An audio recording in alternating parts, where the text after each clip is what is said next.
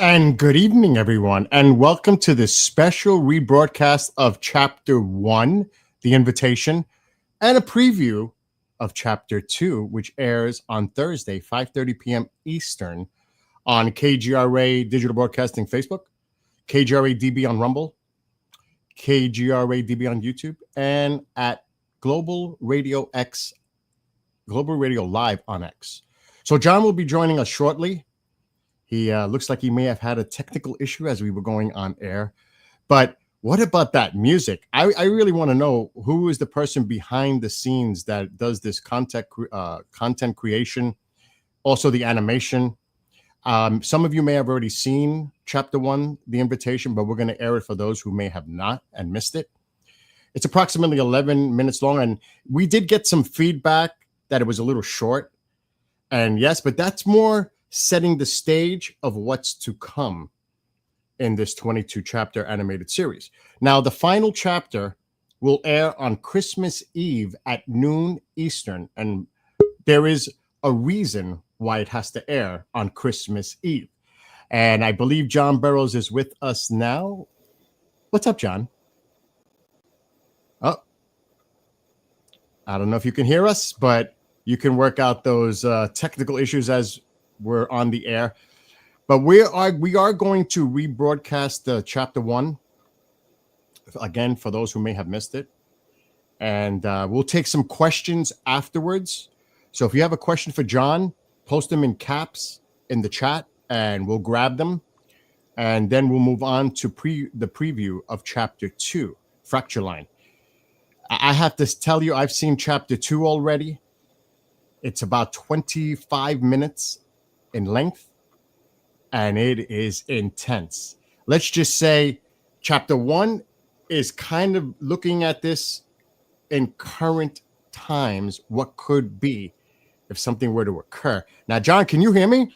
Yeah, I can hear you. Okay. Now, I don't want to give anything away, John, before we re-air Chapter 1, The Invitation, but it pretty much touches on a lot of things that we see going on today.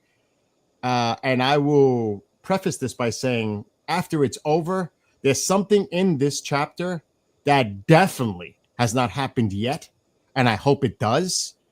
But I don't, like I said, I'm not going to sit here and give away spoilers.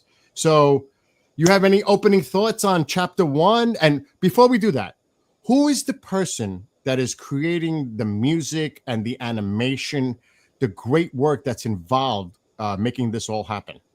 That'd be Keith Surlock. I hope I say his last name right. And go ahead and give the name of the studio, Bill.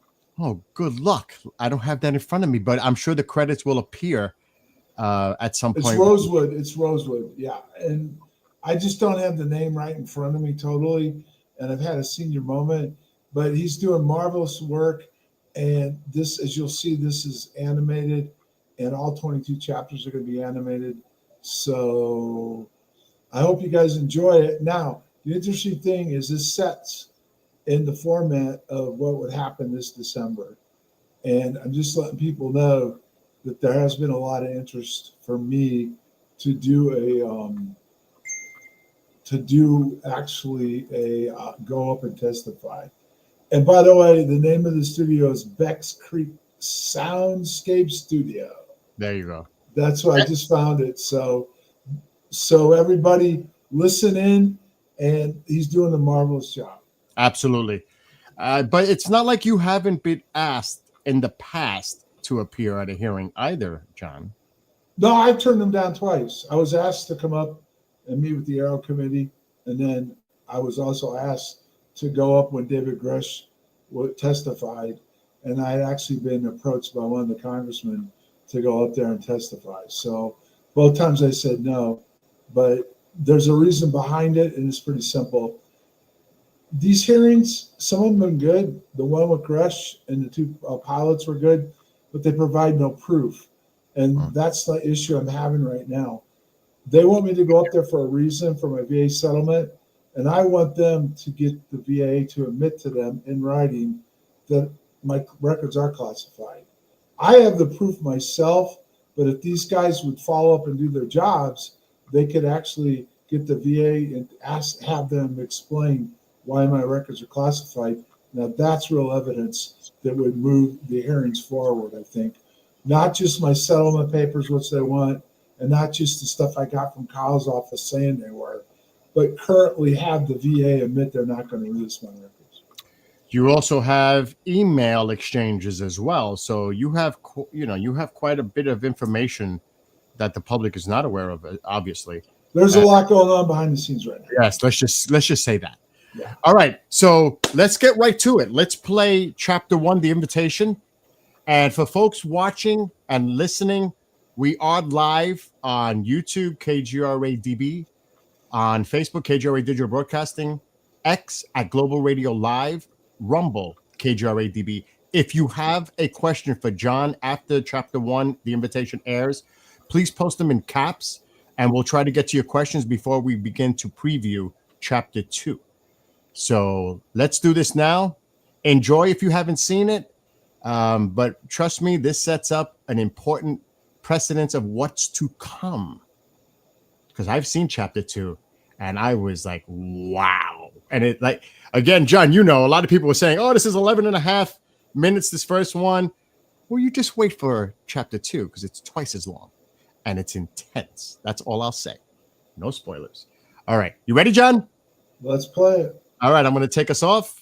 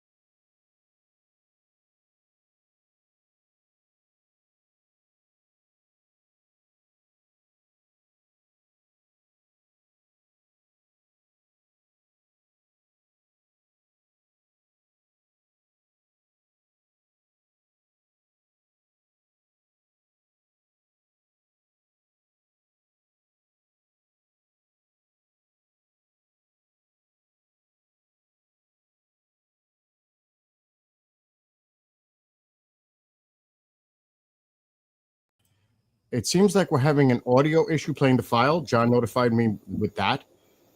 So we're going to try to do this a different way. So stand by, everybody. Let's see if it'll work this way. Hopefully it will.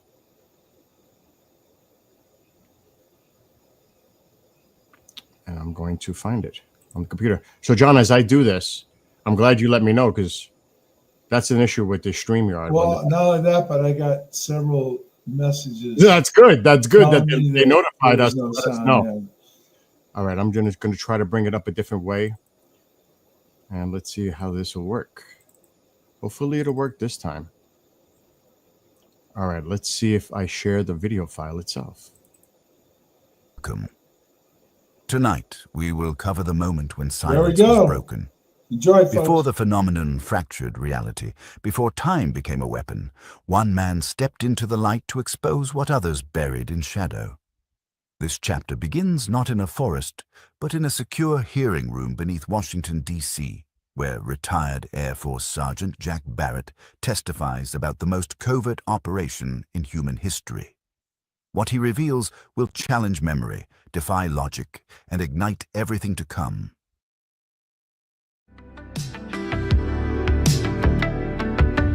Whispers in the blackened skies, echoes through the dreamless night. A mirror held beyond our sight. The first hello, the longest lie. Perhaps the stars were never far. Perhaps the end was just the start.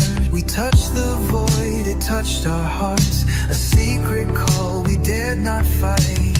An enigma in the fading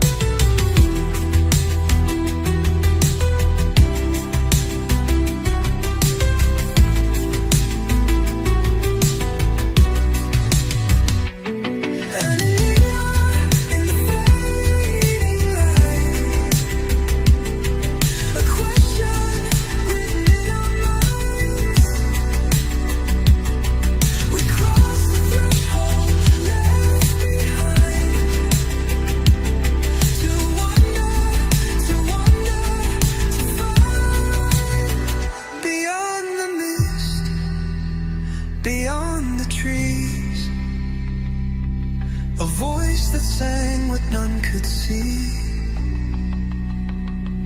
First contact is an ancient key,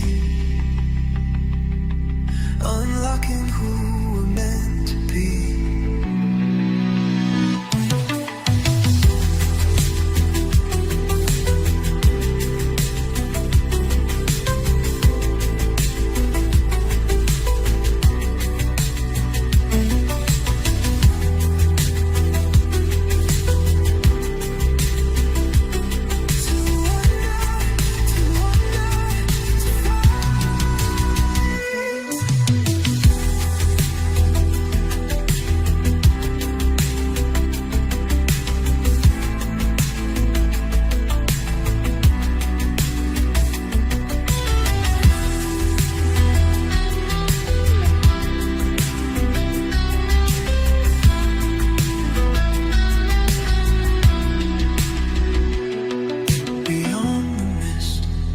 Beyond the trees,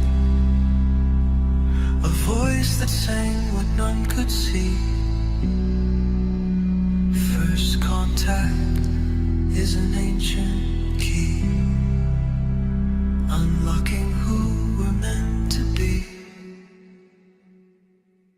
The chamber lights dimmed as the witness took his seat. Cameras were forbidden.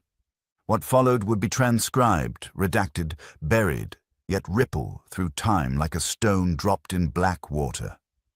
The room was not a standard Senate hearing hall. This was a CCF, secure compartmented information facility, buried deep beneath the Capitol. The temperature inside was cold, almost intentionally uncomfortable. The thick, steel-reinforced walls were designed to repel electronic surveillance. Every few feet, recessed sensors blinked quietly. The hearing was convened by the United States Senate Select Committee on Intelligence. Seated among them, silent, heavy with presence, were the full members of the Gang of Eight. The Speaker of the House, the Senate majority and minority leaders, and the top chairs and ranking members of both intelligence committees. They did not speak. They observed. Every figure at the table represented the machinery of national survival, and they were about to be confronted with a truth they could no longer control. At the center table sat Jack Barrett, retired USAF technical sergeant, and his attorney, Michael Rourke. The sergeant-at-arms approached with a worn leather Bible. "Please stand and raise your right hand." Jack and Rourke stood. "Do you swear that the testimony you are about to give is the truth, the whole truth, and nothing but the truth, so help you God?" "I do," Jack said, steady. "I do," Rourke confirmed. They sat. The gavel struck sharply. Jack leaned into the microphone. "Madam Chairwoman, honorable members of the committee, before we proceed, I ask you to remember this. This isn't just about lights in the sky or classified projects. This is about human lives." He paused, gathering their attention. Men and women, soldiers, airmen, scientists, were exposed to phenomena they didn't understand. Some have died without explanation. Others have lived but not unchanged. What we encountered in Rendlesham was not an isolated incident. It was a doorway. And it wasn't open to study the unknown. It was opened to weaponize it. Jack placed his hands flat on the table. The human factor, the suffering, the exposure, the silence, was not an accident. It was the cost of ambition. Rourke leaned slightly into his own mic. "You are not merely stewards of classified information. You are stewards of consequence." The room grew still. Senator Maria Ortiz, chairwoman, began. "Mr. Barrett, please tell this committee what you encountered." Jack's voice, steady but loaded. "December 26th, 1980, 0300 hours, RAF, Woodbridge, Suffolk, England." Jack described the lights, red, blue, white, cutting through the black mist. The oppressive weight of static, the unnatural distortion of sound and sensation. "We believed it was a crash. But there was no wreckage, no fire, no debris. He leaned forward slightly. Instead, there was something else. Senator Halverson scribbled on his notepad. Senator Graham pressed, "Are you suggesting you experienced telepathic communication?" "I'm reporting what I experienced, Senator." Graham pressed harder. "Hallucination, then?" Rourke calmly interjected. "Objection. The witness is not offering speculative diagnosis." "Sustained," said Ortez. Jack answered anyway. "No hallucination. The communication was direct, intentional." Jack opened a binder labeled Project Condin, declassified. He tapped the page. British Ministry of Defence findings. Exposure to UAP radiation may result in cognitive confusion, physiological symptoms, and altered states of perception. He switched to a digital excerpt from the White House Office of Science and Technology. "Our technologies permit us to manipulate time and space." Jack let it settle. "That's no longer theory. It's public record." Senator Voss asked sharply, "Are you telling us the United States had this technology in 1980? Jack's tone hardened. "I'm telling you it was tested, and we were the instruments." Jack placed his sealed medical file forward. "After the encounter, I developed cardiac deterioration consistent with radiation-linked damage. Emergency open-heart surgery followed." He looked at them evenly. "Others suffered neurological decay, chronological dislocation." Jack's voice softened. The colonel who oversaw the third night said it bluntly. If what happened here ever went public, it would change the way people viewed reality itself. The silence thickened. Jack could feel it, the growing dread no one dared name. Senator Halvorsen leaned back heavily. "Why now, Mr. Barrett?" Jack's eyes burned with resolve. "Because the timeline is collapsing. Because the technology we encountered, the consciousness behind it, is no longer dormant. It is moving." He leaned in sharply. "And if you think the phenomenon is waiting for congressional approval before it changes reality again," Jack's voice lowered to a dark whisper, "you're already too late." Jack's voice remained steady as he continued. "The technologies seeded in Rendlesham, the manipulations of space-time, the experiments against Soviet assets, have quietly matured." He paused. "Today, elements of those technologies are fully operational, weaponized, and all without your consent." Michael Rourke stiffened slightly beside him. The scientists involved, the original architects of Operation Echo Frame, did not stop. They found new sponsors, private contractors. They moved underground. Jack's voice became a blade. "They are no longer studying the unknown. They are engineering it." A long, frozen silence fell. Jack let it stretch. Behind the mirrored glass, he knew. Decisions were already being made. And so, with one voice, Jack Barrett reopens a door that was never meant to be unlocked. The phenomenon is moving again, and the countdown has already begun. That's it for tonight. Hopefully, you enjoyed it.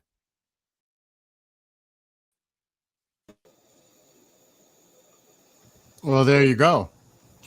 Now, I know there's fictitious names associated with the characters, Jack Barrett, etc. But there's a couple of really important details in this, especially the Condon report, MOD, acknowledging that due to prolonged exposure to radiation, encountering a UAP, which you did, you suffered from serious, even life-threatening illness. Is that correct? Yes. No, it's true. The interesting thing, the stage of this whole 22 chapters is the fact that you had to tell it the way it's being told because most people aren't going to believe it. And that's even based on facts that can be proven. So Yes, there's fictitious names, but through the whole series from 1 to 22, there's going to be a lot of stuff in there. Some of it's been talked about over the years in different interviews, but it's never been all put together like it's going to be in this 22-part series, to include the fact that, yes, the injuries and all the people that showed up to take care of me, as far as once the injuries became known, there was a lot of inside help from inside government to help me get where I am today. Another thing, John, is I noticed Gang of Eight. Will we ever get serious recognition of the topic? And this is not a disrespect for those in the House of Representatives that are trying their due diligence to try to get transparency regarding UAPs. Many of us are familiar with the names. Nancy, I believe it was Nancy Mace, even mentioned that they're overclassifying these documents, SAPs, to deny them access into a SCIF, which is mentioned in Chapter 1, by the way. That is a serious frustration with congressional members just trying to get access to even view any of these SAP programs, especially if they're regarding something that happened at Rendlesham, which we know not recently that they acknowledged that we are developing, manipulating time and space.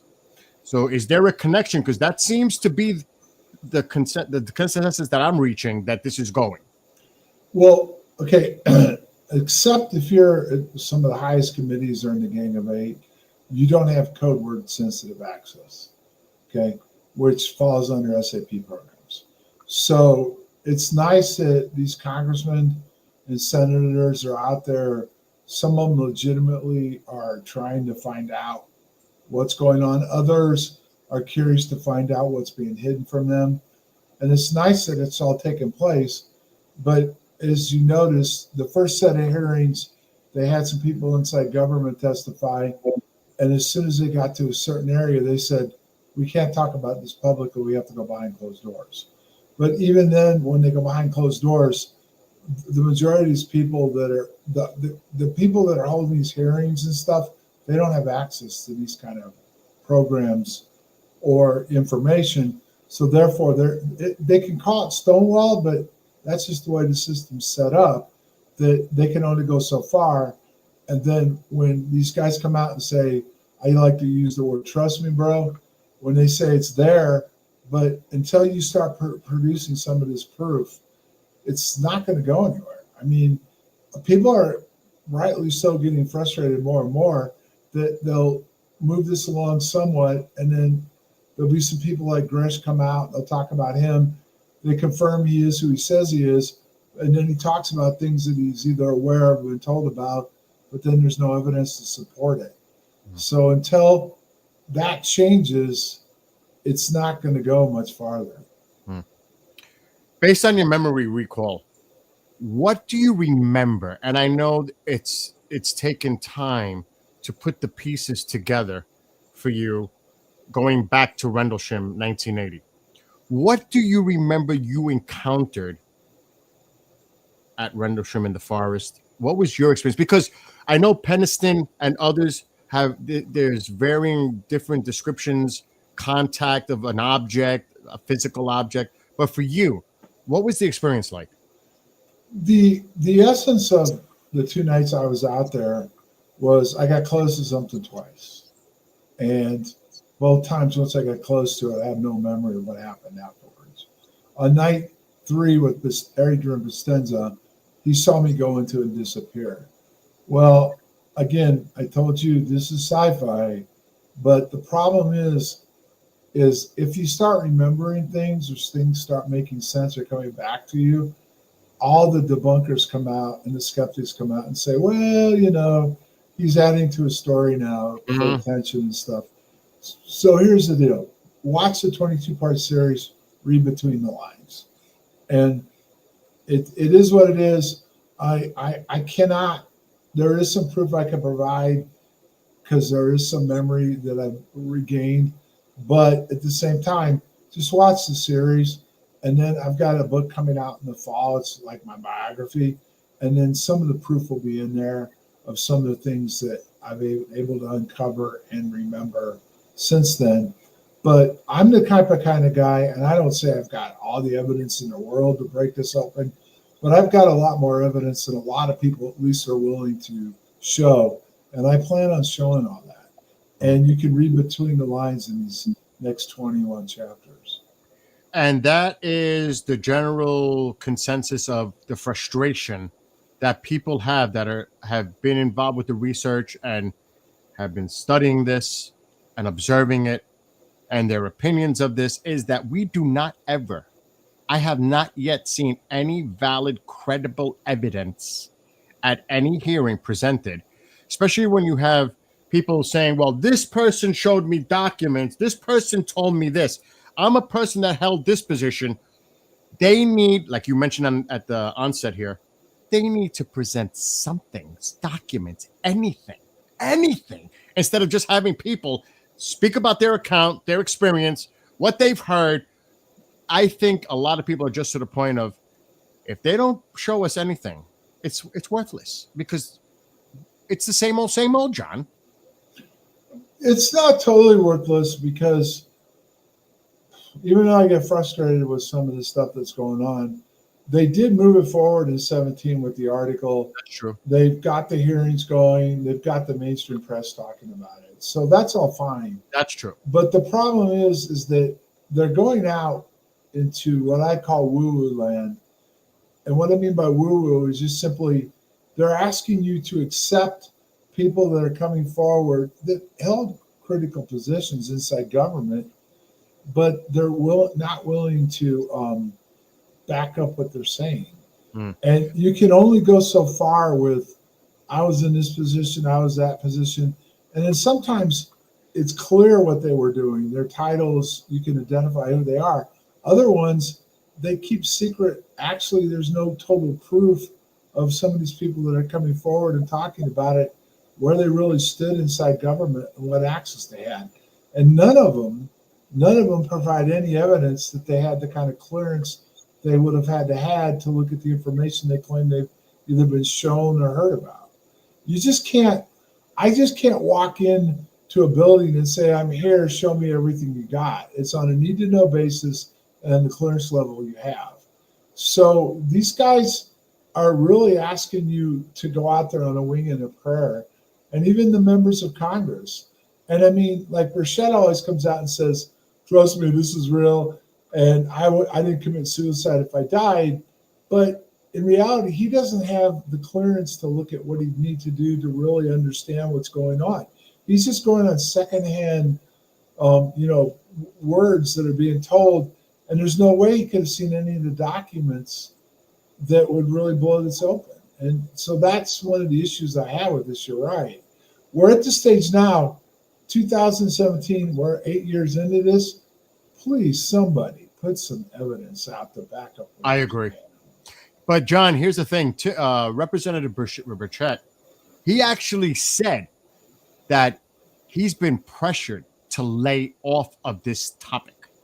And I'm sure some of the others may have also, I believe it was stirring the hornet's nest. They're poking the bear, which is the defense. Exactly. It's the defense industries. That's part of the thing that's held up the last two bills. That they're not. Okay, this is how I can explain this. Okay, it just came out a few days ago that the last two bills got killed. There was actually bipartisan support to go forward with trying to get some more of this out, which was great. But the defense industry lobbyists got into the middle of it, and before it could go to the floor, it got killed. Yep. So the point is, these defense contractors are holding a gun over these guys' heads because they don't want this out because it'll point to classified programs. And I think is it Burleson, the congressman out of Missouri, just came out and said he's been shown proof that what we are seeing now is third generation TikTok. Yep. I don't believe it, and I'll tell you why. He doesn't have the clearance to see that kind of information. TikTok is highly classified information, whether it's ours or something else. and he wouldn't have the clearance.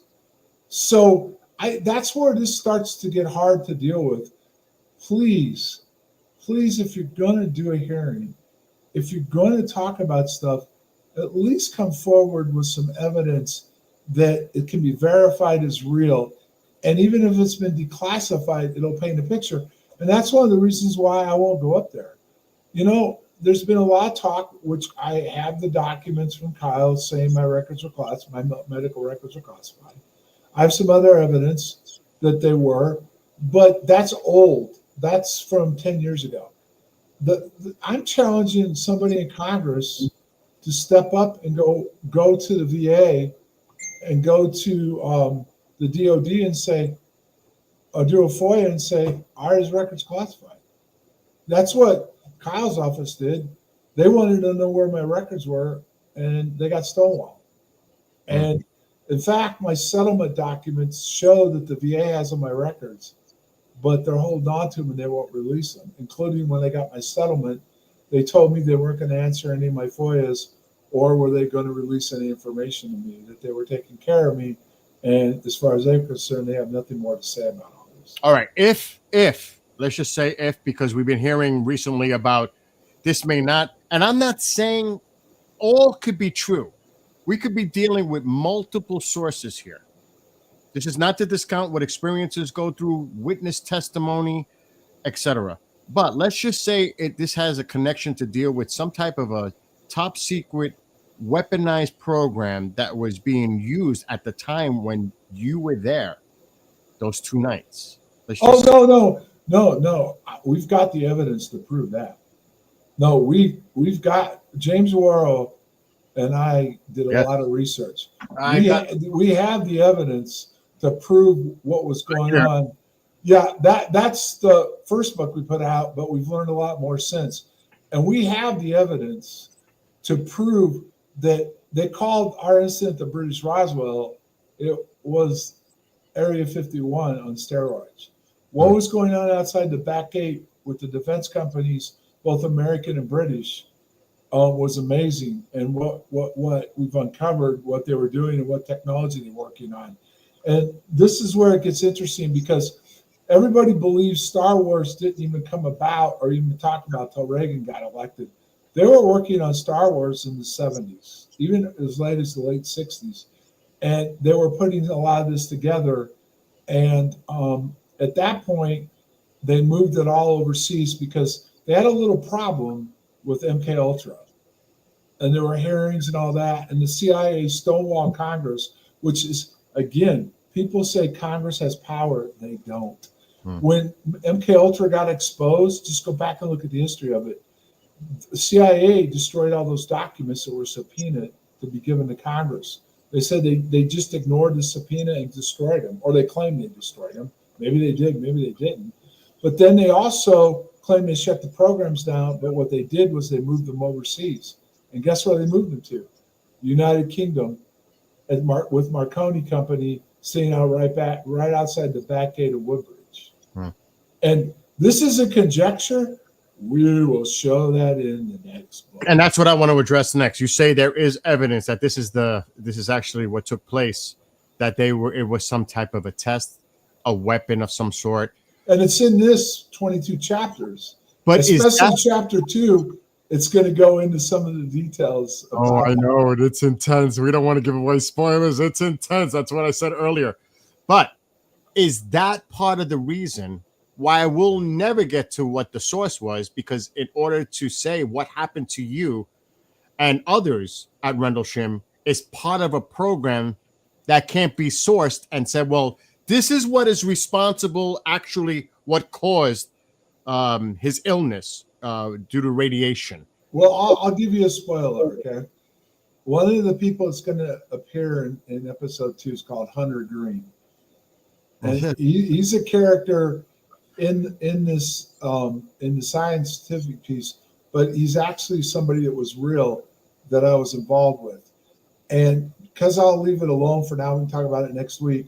This particular person put out a post on Above Top Secret, and he was CIA for real. This is not somebody that you don't know who he is. And he was CIA at the time of our incident. He ended up leaving the CIA, and he was in charge of the weird science desk and all this Soviet technology. And he became a contractor for the DIA and the CIA. And he put a post on Above Top Secret, and he laid it out. He's actually the UAP doctor. He was actually the doctor for the DOD that involved injuries with UAPs. And he laid it out on Above Top Secret that my records were classified because they were tied to SAP programs. I have that book actually. It's actually well, the weaponization book. It's the proof, but it's real and it's factual. And that's the thing that frustrates me, because that book lays out some evidence, including I put in there a FOIA in the weaponization book that I actually asked the MOD a direct question.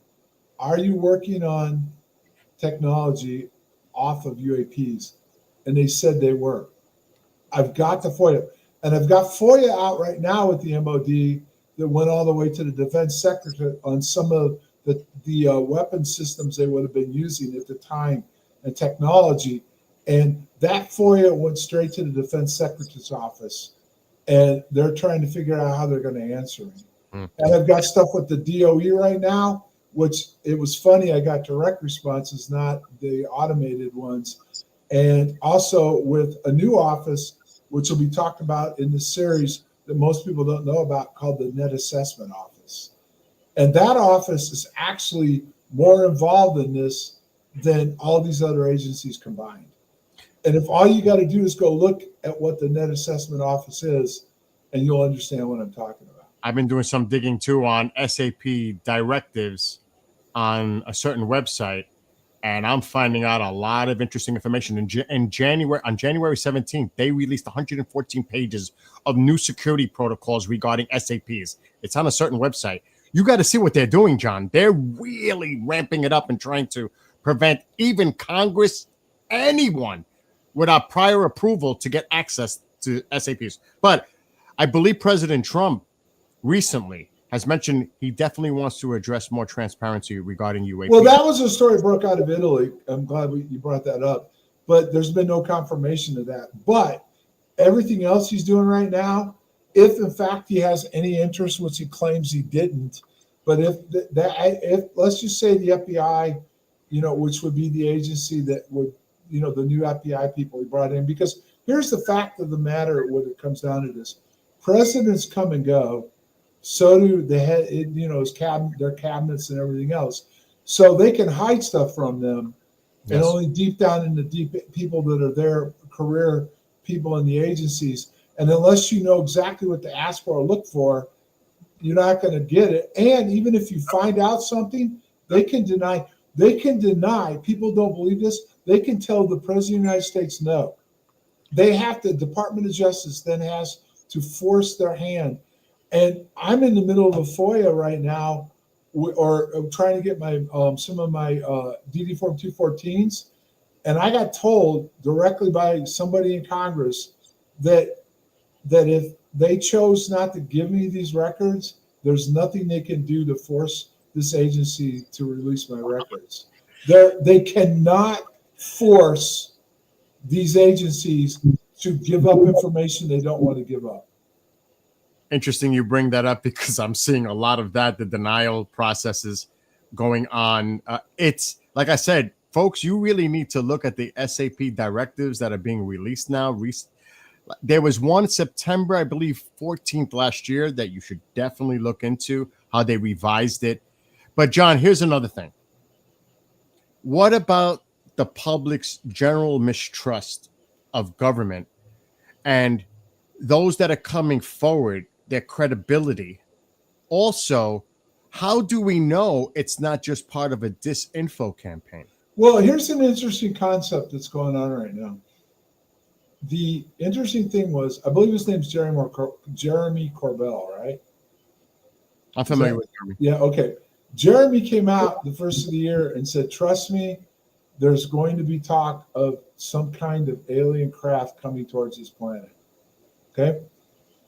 After that, Lou Elizondo, who is actually admitted he was counter intel, who's been running the counter intel op on all this the whole time, in my opinion. He's just replaced Richard Doty. Richard Doty was the first guy that did all the counter intel when this came out in the 80s and 90s. Then we move forward to Lou Elizondo. And you could say it's good or bad what he's doing, but he's controlling the narrative and he's keeping it jumbled and mixed up. He came out recently, first privately, and now it's leaking out publicly, that yes, there is an object coming towards us. Then breaking this week, Javi Loeb came out, or last weekend, he came out and said, yes, there's an interstellar object. It's the second one that's hit this, our cosmos, and Solar system, interstellar, yes. It's interstellar. It's not from this, galaxy. So he came out and said that it's going to hide behind the sun and it's going to observe us. And I think the word was probe us, which is one of those words that draws a lot of attention. But that is very stunning because, as you know, Bill, you've seen too, and you've had privy to some of the other stuff. That's kind of partly what goes into this science fiction that was written before all this stuff came out. Oh yeah. So this is very, like I said earlier, this is very interesting times. And I don't want to sit there and be like all these other people have said disclosure's coming, but I can tell you something's shaking, and I'm not sure totally yet where this is going to end up. And I don't know if it's going to be disclosure confirmation, but as you watch the series, I'll lay out what I think is going to happen. Like I mentioned earlier, chapter 2 is, in my opinion, absolutely intense. I had to watch it twice just to absorb it all. And it's 25 minutes approximately. Then it goes in some of the technology that we experienced when we were out there. Oh, yeah. And this all came from declassified documents that we have. That's what I'm saying. You have to tell this in science fiction, because if you don't, no one's going to believe it. And it's just like most people don't believe the government would test stuff on us, and they don't believe that we're that advanced. Look at history.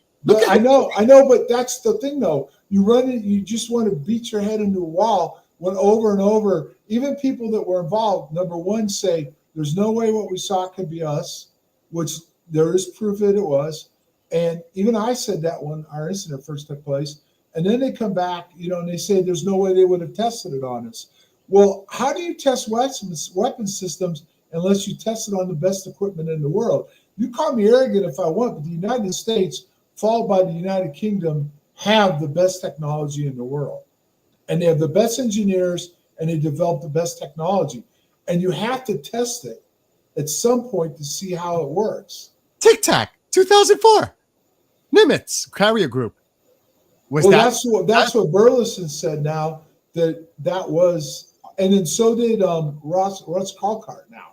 And it's funny because I was saying this 3, 4, 5 years ago, and I was getting attacked from everybody saying that I'm disingenuous, I'm a government stooge. And now magically, Russ Caulcart agrees with me. Can you believe that? It's amazing. I've heard similar a few years back from a scientist who worked on a rocket program, and also mentioning a Russian scientist who was working on stuff. And this is what I was told. I cannot confirm this, but he was at a university and they came and confiscated all his research, took him back to Moscow, held him. Bye-bye, you can go now, but they took all his stuff.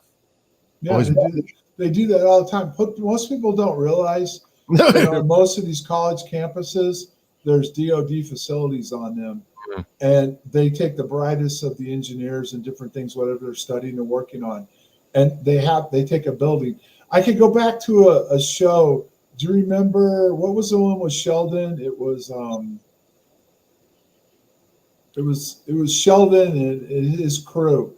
I forget the name of the show, again, senior moment. Okay. But it was The Big Bang. And they had a 3-part series on how they came to Caltech, and they had a system that the government wanted, that they had a prototype for, and a patent for, and they came in and they had them develop it to make it work, paid them for it, and then they came back in the lab the next day after they told the Air Force they had it done, and the lab was empty. I'm not surprised. That's true. I believe it. But people just don't realize how deep and mischievous our government is and how they work, and they don't want to believe it. So that's another problem we have with all this. You could tell them the truth one day. Let's just say Javi Loeb's right. Let's say this object, it's interstellar, and it's actually a probe, and it's going to scan the Earth. Majority of the people now won't even believe it. You'll never, and obviously there are people out there that are debunkers, and it's good to be skeptical. It's healthy to be objective. There's no doubt about that. So that goes without saying. But I think we need to have more observation of this object as it gets closer to the sun, so we can actually see what we're talking about here a little bit better. Yeah, but you're never going to see it because whatever technology they've got that's true. pushed at it, they're never going to release it. They're going to control the narrative. And that's what bothers me about this, because I was invited back about 3 years ago now, that I was supposed to meet with Javi Loeb. I was supposed to get taken to NORAD and seen some information that they held at NORAD, including satellite stuff. And my first question was, my clearance isn't activated right now, so how could I get in there? And they just said, we'll take care of it. But I ended up refusing to go up there to meet with the Aero Committee and testify, so I didn't get to do this. But I'm wondering if they were going to show me some evidence back. This would have been 3 years ago that they knew what was going on. And I'm not saying it's true or it's not true, but it is interesting that this is coming up. And Javi said by the end of the year, they're gonna have some kind of reaction from whatever this is. Well, what does this whole thing I've been working on fall into? And a choice we have to make at the end of this year. And this ends chapter 22, Christmas Eve. Yeah. I'm just saying, it's kind of weird timing. I have one more thing to ask you, but because we want to definitely play this preview. And now you mentioned earlier that there was things located, equipment behind the gate at Rendlesham.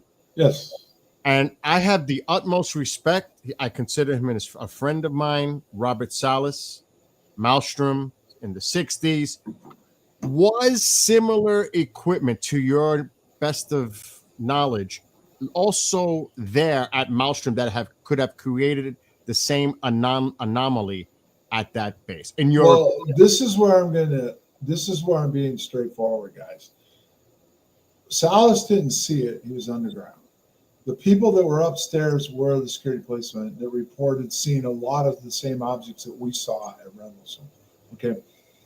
There's a SAGE radar system, if you go and research, and it'll be laid out in the book, that ties into a Marx generator that can create these type of effects.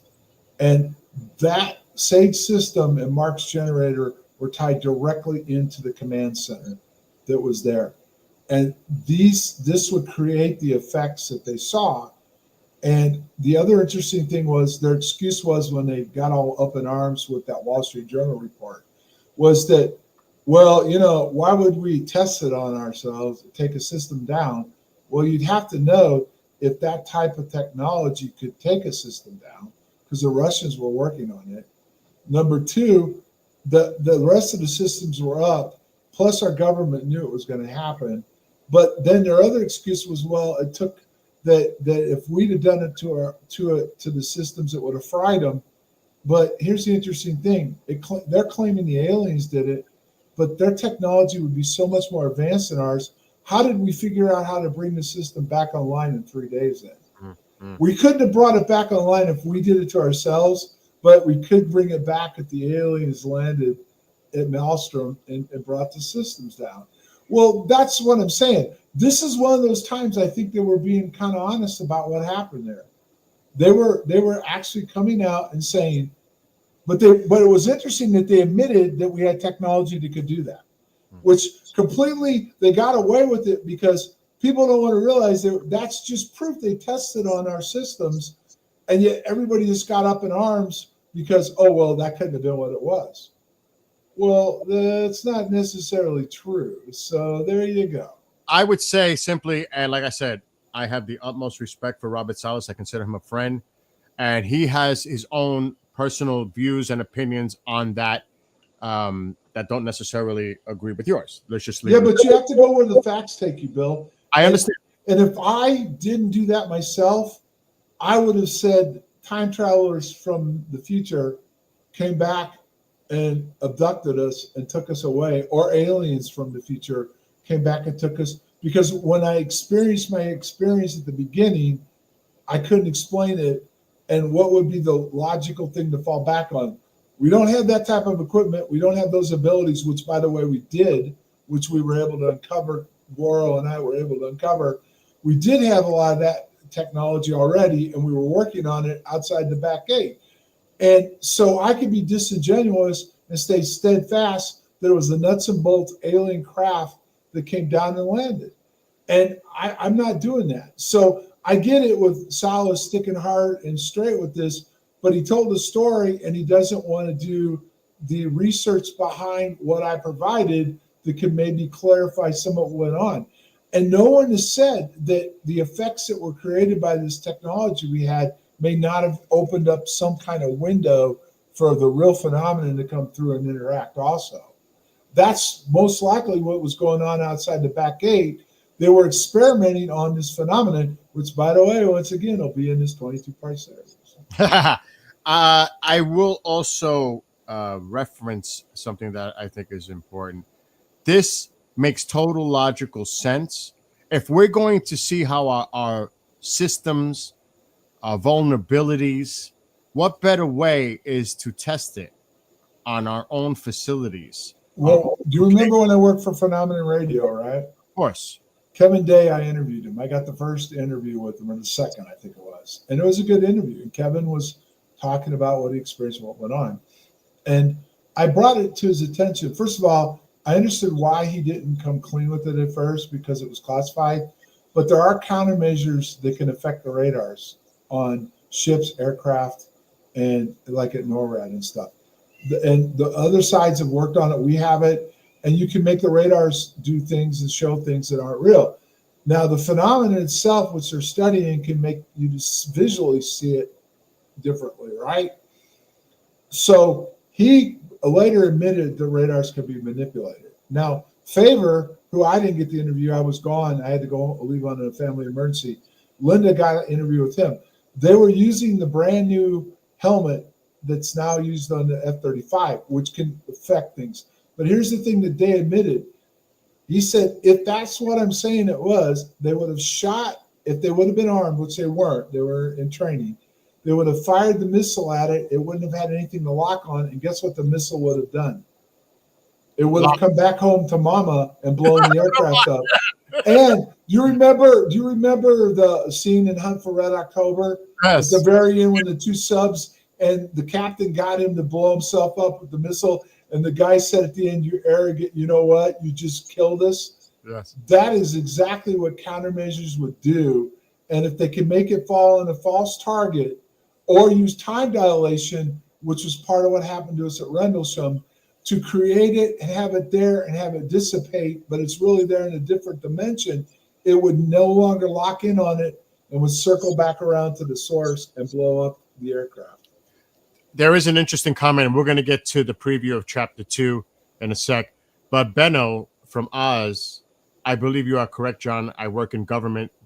The go-to is control always. Yeah, no, it is. And their Congress is, they get mad at me. They have no say in this. I just lived it. I got told that they can blow off the request for my DoD Form 214s, and all they can do is send them a letter protesting that they won't give them to me. Mm-hmm. That's what happened with my medical records. They refuse to release them. Now, people say that I have a right to them. Technically, I do. But when they get classified, I don't. Exactly. And most people don't understand that. So that's all I'm getting at, folks. This is deep. This is way deep. My assistant Earl's sitting over there listening intently right now. So The cat I'm in the cat cave, and we're doing. Remember how Roosevelt used to do the fireside chats? We're doing the campfire chats every Saturday. It's a little bit before my time, but I do remember the clips. Yeah, that's what's so the beginning of manipulation on humanity. When radio came into play, they now had a direct outlet to millions of people at one time, and they could influence them by what's on the radio. Look at what War of the Worlds did. Yeah. In 34, was it? I mean, that's when this all started. That was the first test on how they could influence humanity. That is true. And they took us down the line of nuts and bolts biological UFOs. And that's not what we're totally dealing with. And that's the problem. So many in ufology, or I call them ufologists, believe in the nuts and bolts, hardened biological entities or biological people like us that fly in mental crafts. And that's probably not true. Well, I will say this. It's great to have people out there doing the research in whatever angle or hypothesis theory they have. More power to them. But I understand your point. But it's also great to have all these people trying to research and get to the truth of the matter. Though, what you're speaking about, and I've known you for a long time, and I got to say, 100%. Like someone. All you got to do is go to my Facebook page, John F. Burroughs. And I wrote an article about Robert Bigelow was trying to talk about and tell us about the difference between nuts and bolts, UFOs, and what they really are. And he talked about it with George Knapp. He talked about it on 60 Minutes. And his comment was, I spent millions on this. I know what I'm talking about. And he says they're here among us. And right away, people are looking for reptilians or what are some of the Greys and all that? Antids, the Nordics and all that. But here's the interesting thing. This phenomenon, and it's in Project Condign, can change and be like a shapeshifter. And it can manipulate what you think you see, and it can go right into what your mind's willing to accept. And that's in Project Condign. It says that, and all you have to do is go back and look at a guy by the last name of Persinger, and it's online, and do some research and look at what it's called the God's helmet. And they did a study on people, and they put this helmet on them, and they manipulated their mind with the frequencies. And the reason why it was called the God's helmet was because 90% of the people that experienced it felt they had an encounter with God. Wow. Well, we have to start wrapping up, but before we do, chapter 2, and like I mentioned this twice already, how intense it is. It's 25 minutes approximately in length. I had to see it twice. I there's so much there. Now, this is like back to where it all began, Rendlesham, 1980. When you were creating this, writing this, and even viewing it and listening to it now, was it like reliving the whole thing all over again? Chapter 2, yes.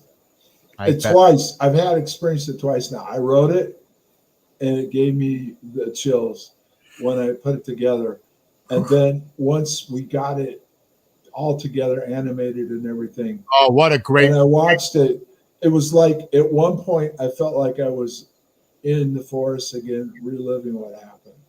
Again, credit to Keith out there, the content creator. Excellent. Keith Surlock, and I'm gonna give it is the name of his studio because I always screw it up. Is Bex? Oh God! See, I can't find it now. I don't like technology. Let me see if I can get it so he gets the proper credit. It's Beck's Creek Soundscape Studio. And as we close tonight, there'll be another song that I wrote, and he put it together. And I want to give a shout out to Keith because I know he's watching. Sorry, I messed it up. Next time I'm going to have some footnotes in front of me. I'm going to blame it on the cat because he got into him before we went live, Bill, and he kind of screwed up my notes. So I'd be sitting there searching, but this guy's doing magical work, and some of these songs that we're going to put together a 10 playlist on Spotify, the first 10 songs that we got, not from the chapters, but just from the overall experience I've had. And they are moving people. These songs are moving. And Keith is doing a marvelous job, and he calls it the Ranch Crew, that are doing a marvelous job putting this together. Totally agree. All right, we're going to play the promo. It's a short promo for Chapter 2 before we wrap, and then we'll have some closing thoughts, and then we'll wrap up. And remember, Chapter 2, Thursday, 5:30 p.m. Eastern on KGRA Digital Broadcasting on Facebook, KGRA DB on YouTube, KGRA DB on Rumble, at Global Radio Live on X. So let's play this quick promo for Chapter 2.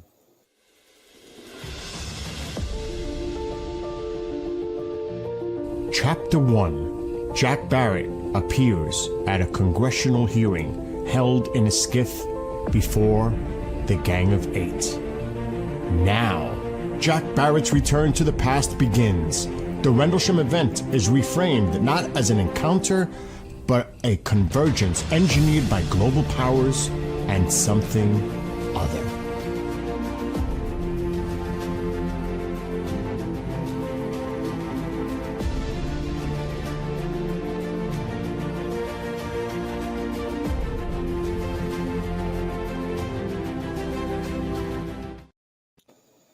This is where it all really, the first chapter sets it all up, like if it was happening in present time at a hearing. Now it really going back to Rendlesham. Get ready for the next 20 Yes, Jack is exposing to Congress what they have no clue is taking place. And I want to reach out to, I know Pat's traveling right now, but the attorney is the guy that represented and worked with me over this whole case, Pat Frasconia.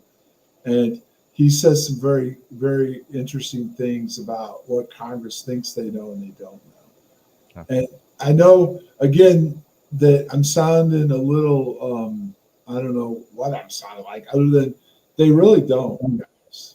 They don't have control. And I know this probably will rub the MAGA people the wrong way.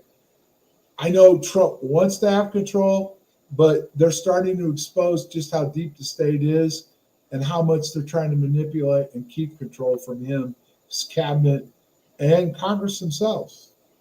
So this is real. I mean, forget about UAPs. Just look at the stuff that's playing out right now on what's being held back and the manipulation that's going on. Couple of more comments before we leave for the night. Don't forget about Thursday, folks, because you do not want to miss this now. This is where it's really going to get intense.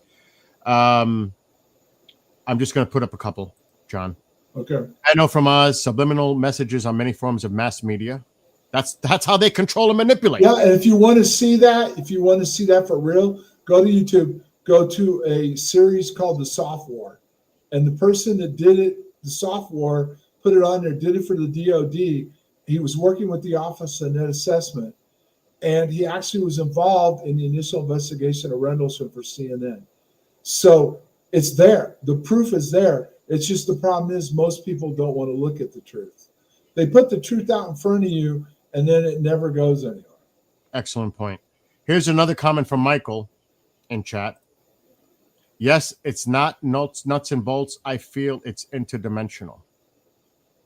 That's where we're going with this, folks. So, Michael, you're going to want to tune in and check it out. But the closing song as we play the outro, give us a little background on this before we end this. Actually, it's just listen to it. The few people that have heard it, it moves them. It's brought a couple people to tears, including a couple people that said they've had their own experiences. The words are very moving, and the music in the song is even more moving. So anyway, if you want to go to my Facebook page during the week, I'm on there. I've got different things posted, different articles. You can go to Bill or me, and you can ask questions. And all these songs are posted. And if you got a question about the song or want to talk about how it moved you, or you can even give me some advice on some kind of song that you'd like Keith to put together that might have something to do with this whole thing. We're open to that. And like I said, we're going to have a 10-song playlist on Spotify coming out pretty soon. So, and next week, we're going to have 2 new songs for people on opening and closing next week. Also, we will be back to recap Chapter 2 and preview Chapter 3 a week from tonight, Saturday, probably the same time, 8 p.m. Eastern. And hopefully we'll have another guest join us to record. Yes. Also, I encourage those to participate in the chat. Post questions. If you have any questions for John, post them. I will get to them and we will discuss it. And I want to thank those that participated tonight, Michael and Benno, specifically for your questions and comments, and everyone else. So, John, like I said, John and I will be back next week, but we'll gonna join us every Saturday night for a campfire. Bill, John, and Earl, with hopefully a special guest now and then. So, well, till next Saturday, everyone have a great rest of your weekend. Be well, be blessed, be safe, and enjoy this song as we end this for tonight. And let me know if it has an effect on anybody, even if you listen to it after we aren't live and you just listen on the repeat. So, on behalf of John and myself, all of you have a great night. Thank you for watching and listening, and we will see you next week. Don't forget, Thursday, 5:30 p.m. on all the KGRA platforms. Have a great night, and we'll see you next week. Enjoy this song.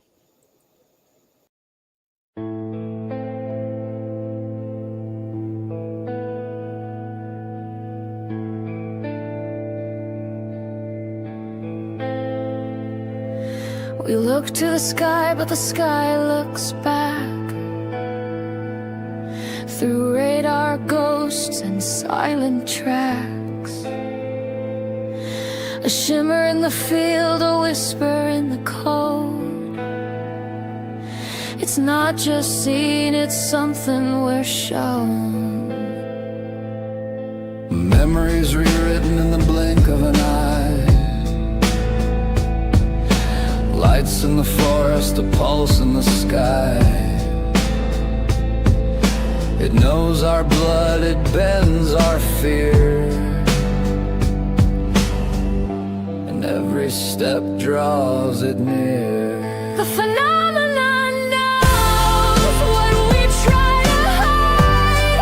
It lives in the cracks where reason dies.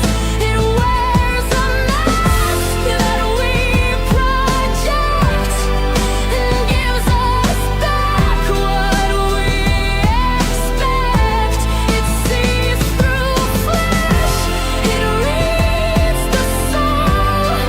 It's part observer, part control. The signal moves where silence grows, and still we ask what no one knows. It chooses the dream, it edits the past. A warping of time that happens so fast. A trigger word, a flash of light. You're never the same after that night. It's not a ship, it's not a star, it's right here wherever we are. A waveform mind, a sentient gate. It makes you see, then makes you aware. The phenomenon knows what we fail to see, that we are the lock and it is the key. It tests our faith, it scans our genes, shows